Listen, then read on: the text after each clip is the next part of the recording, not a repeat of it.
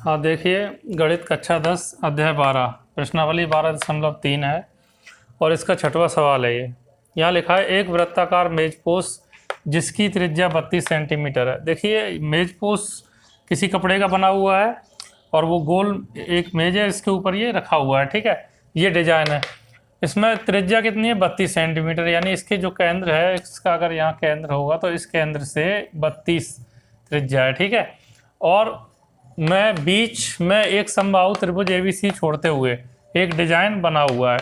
तो इस पूरी जो गोल डिजाइन है इसमें ये त्रिभुज जो है समबाहु त्रिभुज छोड़ दिया। समबाहु त्रिभुज का मतलब ये होता है जिसकी सभी भुजाएं बराबर होती हैं, समान होती हैं। ठीक है ना। और जैसा कि आकृति में दिखाया गया है, इस डिजाइन का क्षेत्रफल ज्ञात कीजिए। ये जो डिजाइन है, डिजाइन का क्षेत्रफल का मतलब ये हुआ कि इस पूरे वृत्त के क्षेत्रफल में से इस त्रिभुज का क्षेत्रफल अगर आप घटा देंगे तो डिजाइन बचेगी। तो काफ़ी आसान है, कोई दिक्कत नहीं, लेकिन थोड़ी कैलकुलेशन ज़्यादा है। यहाँ पे क्या है कि इसकी देखो, ये इसका क्षेत्रफल ज्ञात करने में तो पता है वृत्त का पाई आर स्क्वायर होता है, आर दिया हुआ है यहाँ पे, कोई दिक्कत ही नहीं है। अच्छा, अब दिक्कत क्या है? दिक्कत ये है कि ये जो ए बी सी का क्षेत्रफल है इसका, और ये कैसा समबाहु त्रिभुज का क्या होता है? √3/4 जो क्षेत्रफल होता है गुणा भुजा का वर्ग। समबाहु त्रिभुज का जो क्षेत्रफल होता है वो ये होता है। अब इसमें भुजा तो है ही नहीं है, तो भुजा ज्ञात करने के लिए थोड़ी कैलकुलेशन है। ठीक है, यहाँ लिखेंगे हल। तो देखिए चित्र से तो देखो भुजा ज्ञात करने के लिए अब हमें क्या करना पड़ेगा, यहाँ देखते हैं। यहाँ पे ये देखिए, यहाँ पे मैं इसको इस तरह से अगर एक लाइन खींच दूं तो देखो यहाँ पे इन्होंने दिया है ये केंद्र से यहाँ तक कितना होगा? 32 सेंटीमीटर, क्योंकि 32 सेंटीमीटर क्या है? त्रिज्या है।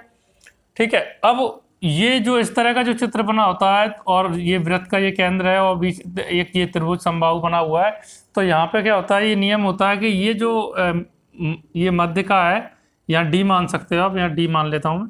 तो ये ए डी है ना, ये 2:1 में व्यक्त होती है। इसका मतलब क्या है?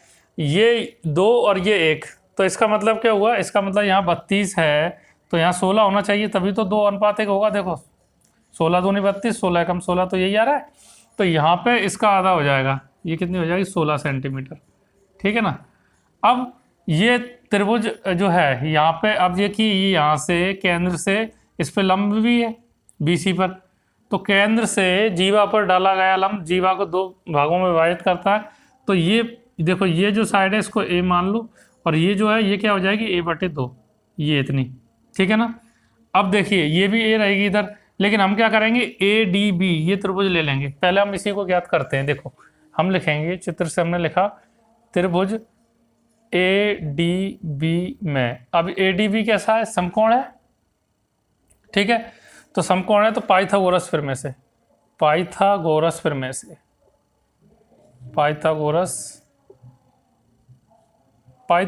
में क्या होता है? कर्ण का वर्ग बराबर आधार का वर्ग प्लस लंब का वर्ग। ठीक है, तो अब देखिए कर्ण क्या होता है, हमेशा ध्यान रखना। कर्ण क्या होता है? ये जो 90 डिग्री का कोण, इसके ठीक सामने वाली भुजा जो होती है वो कर्ण होती है। ठीक है, तो यहाँ पे हम लिखेंगे कर्ण जो है वो क्या है? A का वर्ग। ये A मान लिया ना हमने, क्योंकि कोई नाप तो नहीं दिया था इसका, और ये A/2 हो गया, आधा इसका। अच्छा, अब A वर्ग बराबर आधार हमने ये माना A/2, तो आधार A/2 इसका वर्ग। ठीक है, प्लस लंब ये हो जाएगा। ठीक है, तो ये कितना है? 32 और 16 दोनों जुड़ जाएंगे, 32 + 16। ठीक है, इसका वर्ग। ठीक है, अब ठीक है, ये हमने पाइथागोरस फिर में लगा दिया। अब इसको हल कर लेते हैं तो A का मान हमें मिल जाएगा। तो हल करते हैं हम। देखो A², इसको इधर ले आओ, -A/2 का स्क्वायर बराबर, इसको जोड़ लो, 6 और 2 8, 3 1 4, 48 का वर्ग। अब देखो A² माइनस, इसको अगर हम हल करेंगे तो ये आएगा A²/2 का वर्ग, 2 दूनी 4 बराबर 48 का वर्ग। तो अब इसके नीचे 1 मान लो। देखो 4 का गुणा इसमें करेंगे 4A² माइनस इस 1 का गुणा A² में करेंगे तो A²/4 एकम 4। देखो मैंने इसका गुणा इसमें किया, ये आ गया, इसका इसमें, और 4 एकम 4 बराबर 48 को 2 बार लिख लो, 48 × 48। ठीक है, अब इसके नीचे भी 1 मान लो, इसका गुणा इसमें कर दो और इसका इसमें कर दो, तो क्या आ जाएगा? देखो 4A² में से 4a² में से 1a² घटाएंगे तो 3a² बचेगा। इसमें से मैंने ये घटा दिया, 3a² बचेगा बटे 4। पहले चलो इसको लिख लेते हैं, उसके बाद 48 गुणा 48, ठीक है। अब बटे 1 फिर से मान लिया हमने। अब देखो इसका गुणा इसमें करेंगे तो क्या आएगा, 3a², ठीक है, बराबर इसका गुणा इसमें कर दो तो 48 गुणा 4। देखो 3 से ये कट जाएगा, देखो 3 एकम 3, 1 बचा, 3 6 18, 16 3 48 होता है। तो a² बराबर कितना आ गया, 16 गुणा 48। इन सब का गुणा करना पड़ेगा हमें, ठीक है। तो एक काम करते हैं, देखो a² है, पहले इसको ऐसे लिख लेते हैं, जैसा लिखा है वैसे ही लिख लो। चलो अब इसको थोड़ा सा हल करेंगे तो देखो यहाँ से स्क्वायर हटाएंगे तो अंडर रूट आ जाएगा यहाँ पे। तो देखो a बराबर यहाँ पे स्क्वायर हटाएंगे तो यहाँ अंडर रूट आ जाएगा। तो अब इसको हम कैसे लिखेंगे, 16 को हम लिख सकते हैं 4 गुणा 4, ठीक है। और देखो 48 को कैसे लिख सकते हैं, 48 को हम लिख सकते हैं, देखो 2 दूनी 4, 2 चौको 8, 12 दूनी 24, 2 छक्के 12, 2 तिया 6 और 3 एकम 3, 4 बार 2 आ जाएगा, 1 2 3 4 गुणा 3। और बचा क्या यहाँ पे, देखो 48 को लिख, 16 को तो हमने ये लिख दिया था, 48 को ये लिख दिया, बचा क्या ये 4। 4 को क्या लिखेंगे, 2 गुणा 2, 2 दूनी 4, 2 गुणा 2 लिख देंगे। तो इसको सही से लिख दें, 2 गुणा 2। अब देखो यहाँ से ये जोड़े जो मर रहे हैं वो रूट के बाहर आ जाएंगे। तो a बराबर क्या आ जाएगा, 4 गुणा 2 गुणा 2 गुणा 2, 4 2 2 2, 3 बार 2। और ये 3 का जोड़ा नहीं बन रहा, ये अंडर रूट में रहेगा 3।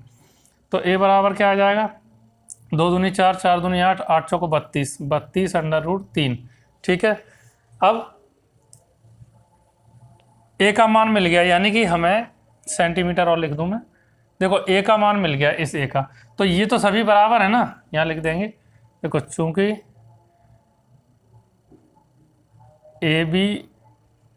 AB is equal to BC is equal to CA, समबाहु त्रिभुज है, तीनों बराबर है, ठीक है, तीनों भुजाएं। तो फिर ये जो है यहाँ पे इसकी कोई सी भी भुजा क्या होगी, यही होगी, ठीक है। तो यहाँ पे भुजा का वर्ग लगाने के लिए अब हमें ये सूत्र जो है, अब हम इसको लिखेंगे। अतः अब लिखेंगे हम, क्या लिखेंगे, इसका त्रिभुज का क्षेत्रफल।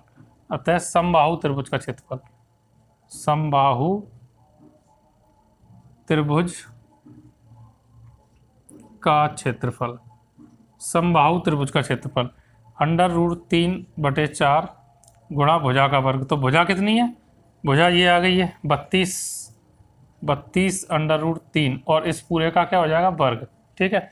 इसको हल कर लेंगे हम, अंडर रूट 3/4 गुणा, अब देखो 32 अंडर रूट 3 को 2 बार लिखना पड़ेगा हमें क्योंकि इसका वर्ग है, ठीक है।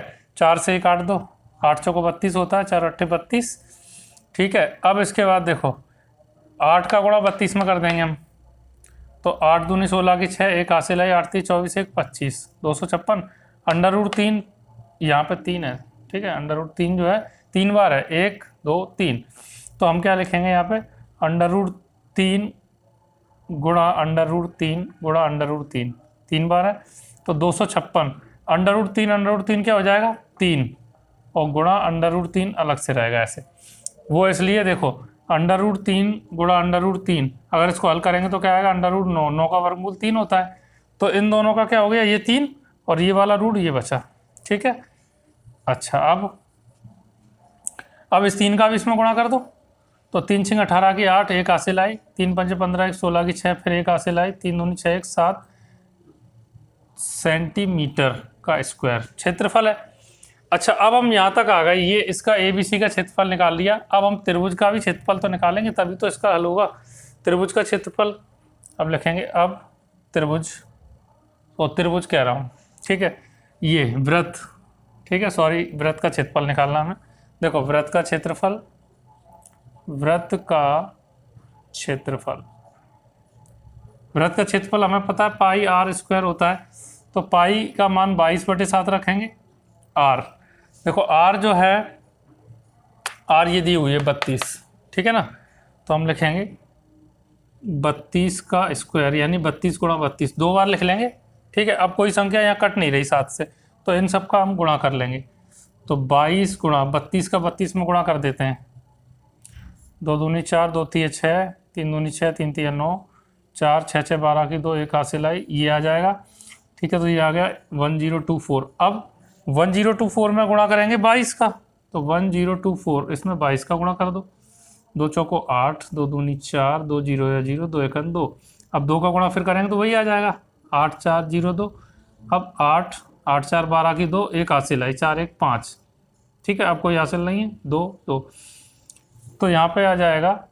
अब ये बटे में 7 भी है, इसको तो लिखना पड़ेगा भाई, बटे में 7 है, इसको तो लिखना ही पड़ेगा। तो अब देखो ये आ जाएगा 2 2 5 2 8 बटे 7 सेंटीमीटर का स्क्वायर। ठीक है, अच्छा अब देखें क्या करना है। वृत्त का क्षेत्रफल ये आ गया, ठीक है, त्रिभुज का क्षेत्रफल ये आ गया। अब हमें करना क्या है, इस डिजाइन का क्षेत्रफल निकालना है। यहाँ पे क्या बोला है, डिजाइन का क्षेत्रफल ज्ञात कीजिए। डिजाइन के क्षेत्रफल के लिए इस पूरे त्रिभुज के में से, इस क्षेत्रफल में से समबाहु त्रिभुज का क्षेत्रफल घटा देंगे। तो मैं इधर यहाँ इसको रफ कर देता हूँ।